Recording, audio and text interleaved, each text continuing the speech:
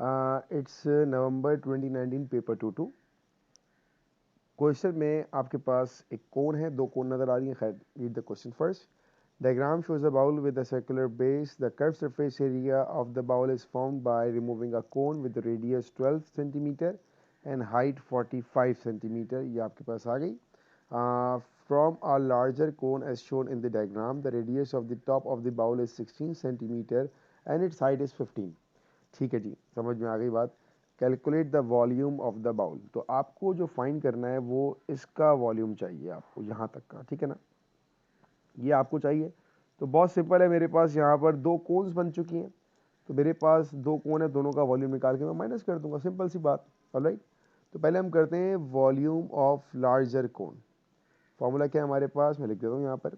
Volume of cone बराबर होता है हमारे पास 1/3 पाई आर स्क्वायर एच. ये फॉर्मूला है. ठीक है, तो अब फॉर्मूला में यहाँ प्लेस करूँगा 1/3 पाई आर स्क्वायर और एच.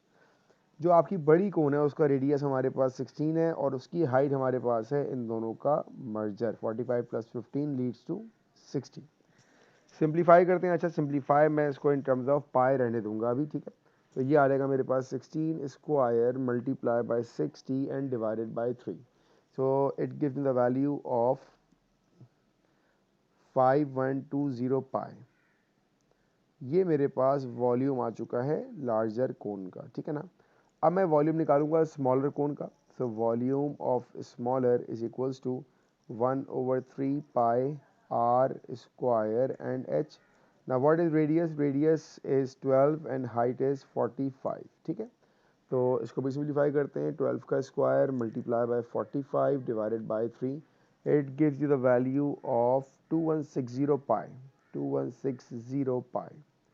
अब ये दोनों मेरे पास वॉल्यूम आ चुके हैं लार्जर के और स्मॉलर के. तो मैं इन दोनों को मालूम माइनस करूंगा. तो वॉल्यूम ऑफ बाउल जो आपको फाइंड करने को कहा गया है, it is equals to 5120 pi minus 2160 pi. तो 5120 माइनस 2160 इट्स 2960 पाई. और अब मैं इसको मल्टीप्लाई कर दूंगा पाई से.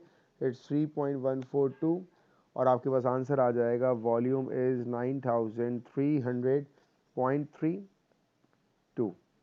ये आपका आंसर आ गया, volume of bowl. That is your first part. Alright, quite an easy part it is. Simple volume निकाल के आपने इसको माइनस कर दिया. Next one. The slant height of the cone that has been removed is C centimetre. Show that C is 46.6. कौन C length की बात कर रहा है भाई, ये इसकी बात कर रहा है. ठीक है, अब यहाँ पर आपके पास एक राइट एंगल ट्राइंगल बनता हुआ नजर आ रहा है. ये राइट एंगल ट्राइंगल आ गया. तो हम सिंपल यहाँ पर पाइथागोरस थ्योरम का यूज़ करेंगे. So C square equals to 12 and 45 चलेगा. So C square is equals to 12 square plus 45 square. 12 का स्क्वायर आपके पास आएगा 144 प्लस 45 स्क्वायर इज 2025. दोनों को आपने ऐड कर दिया, gives you the value of 2169 equals to C square. Now we need to apply under root on both sides ताकि हमारा स्क्वायर कैंसिल हो जाए. and root of 2169 is equals to 46.57 centimetre. Correct to 3 significant बोला है तो हम इसको लिखेंगे क्या, C is equals to 46.6 centimetre. ये आपको शो करना था. सिंपल पाइथागोरस से हो गया. Next one. The bowl is completely filled with water. Calculate the total surface area of the bowl that is in contact with the water.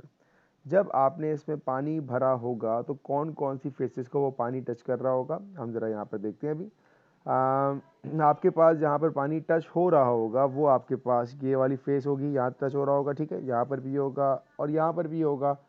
इसी तरह आपके पास बॉटम पे भी पानी टच कर रहा होगा. सही है ना, ये वाला भी एरिया आएगा. और आपके पास ये टॉप पर भी पानी टच कर रहा होगा तो आपके पास ये वाला भी एरिया आएगा. तो आपको ये सारे एरिया निकालने. राइट, आपको ये सारे एरिया निकालने होंगे. हाँ, टोटल सरफेस एरिया है ना. ठीक है, आपको सारे एरिया निकालने पड़ेंगे. अब ये एरिया कैसे निकालेंगे. टॉप वाला तो आपके पास आ जाएगा सिंपल पाई स्क्वायर, तो उनका सर्कल बन रहा है. तो जो टॉप वाला मेरे पास होगा it's pi R square plus अब जो आपका ये बॉटम वाला है जिसका रेडियस 12 है, जिसको मैंने ऑरेंज से सर्कल किया हुआ है यहाँ पर, ये वाला, इसका भी जो एरिया होगा ये भी पाई आर स्क्वायर होगा, सर्कल बन रहा है, तो ये आएगा मेरे पास पाई आर स्क्वायर। इन दोनों की रेडियस की वैल्यू प्लेस करता हूँ मैं। बड़ा वाला जो रेडियस मेरे पास 16 है और छोटा वाला 12 है, तो बड़ा वाला मेरे पास 16 है और छोटा वाला मेरे पास 12 है। ये तो आ गए मेरे पास दोनों के एरियाज। लेकिन जो पानी होगा वो तो इन साइड फेसेस को भी टच कर रहा होगा। इसके लिए क्या किया जाए? अब इसके लिए ये करेंगे हम, इसकी वर्किंग में यहीं पे स्टार्ट करता हूँ ताकि समझाने में आसानी हो। मैं निकालूंगा curve surface area of larger cone. अब कर्व सरफेस एरिया का फॉर्मूला हमारे पास होता है पाई आर एल, ठीक है। अच्छा, मुझे यहाँ पे स्लांट हाइट नहीं पता, इसकी कोई मसला नहीं है। अगर हम एक ट्रायंगल कंप्लीट करें, यहाँ पर एक हम ट्रायंगल कंप्लीट करें, ये बना, ये बना और ये बना, ऑलराइट, ट्रायंगल कंप्लीट हो गया। तो मुझे यहाँ पे स्लांट हाइट निकालनी पड़ेगी बड़ी वाली। तो जब मैं स्लांट हाइट के लिए वर्किंग करूँगा तो फॉर्मूला अप्लाई करूँगा पाइथागोरस, तो L square is equals to under root लगाएंगे अभी, तो स्क्वायर का काम है, L square equals to 16 square plus पूरी हमारे पास हाइट क्या थी 60 स्क्वायर। इसको सिंप्लीफाई करते हैं, रूट लेंगे इसका, तो the value for slant height is 62.09 centimetre. ये आपके पास आ रही है पूरी स्लांट हाइट, ठीक है ना। वर्किंग हमारी ये होगी कि मैं पूरा कर्व सरफेस एरिया निकालूंगा आपके पास बड़ी कोन का, that is pi R L, radius is what 16, slant height कितनी है हमारे पास 62.09। सिंप्लीफाई करते हैं इसको, इनटू 16 किया, मेरा आंसर आ गया 993.55, 993.55 पाई। ये मेरे पास क्या आ रहा है, ये मेरे पास कर्व सरफेस एरिया तो आया, लेकिन ये पूरी कोन का निकाल लिया मैंने, ठीक है ना, पूरी कोन का आ गया। अब मैं यहाँ से निकालूंगा curve surface area of smaller cone. Smaller cone की तो हमने स्लांट हाइट निकाल ली थी, फॉर्मूला वही अप्लाई होगा, पाई आर और एल, रेडियस कितना है हमारे पास 12 है, और स्लांट हाइट हमने निकाली थी यहाँ पर इसकी 46.6, राइट। तो हमारे पास स्लांट हाइट है इसकी 46.6, तो मैं इसको भी सिंप्लीफाई करता हूँ, 46.6 times 12, it gives you the value of 559.2 पाई, 559.2 पाई। अब मैं निकालूंगा वो एरिया जो मैंने ब्लू से हाईलाइट किया है ना, ये वाला एरिया, ये निकालेंगे। कैसे निकालेंगे? दोनों को माइनस कर दें आप, सिंपल।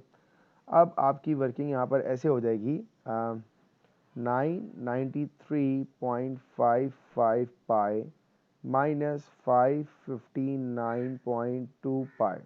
इसको आपने माइनस किया जब, तो ये आएगा 993.55 minus answer give you the value of, अच्छा पाई से मल्टीप्लाई भी करना है, 1364.7, ये आ जाएगा 1364.7, ये आपका आंसर आ रहा है कर्व का।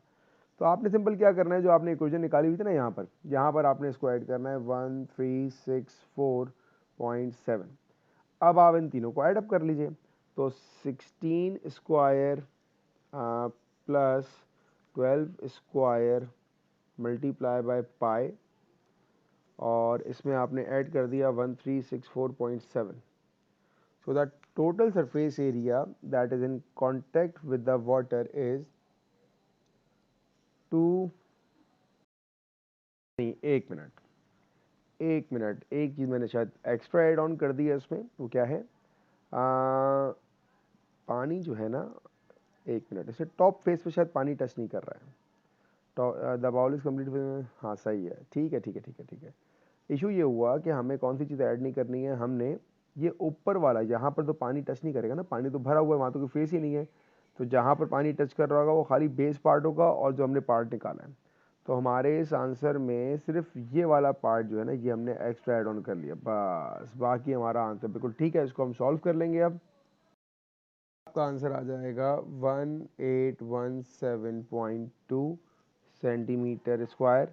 ये वो एरिया है जहाँ पर पानी बाउल के साथ इन कांटेक्ट हो रहा है, ठीक है ना। ये कौन सा एरिया है? ये आपके पास ये वाला एरिया आपने निकाला जहाँ पर पानी बाउल के साथ कांटेक्ट हो रहा है।